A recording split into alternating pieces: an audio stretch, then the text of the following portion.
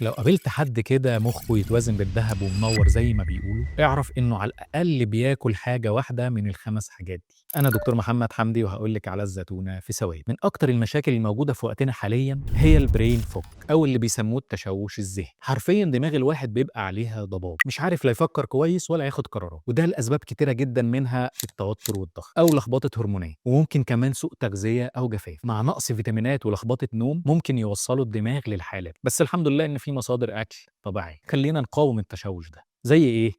المكسرات اللي فيها اوميجا 3 وفيتامين اي ومغنيسيوم اللي بتساعد الاعصاب وبتقلل التوتر. 2. الخضار اللي زي السبانخ والجرجير فيهم فوليك اسيد وبوتاسيوم. 3. البيض فيه الكولين اللي بيساعد على التركيز ومفيد للذاكره جدا. 4. الموز اللي يعتبر مصدر للطاقه وكمان فيه فيتامين بي 6.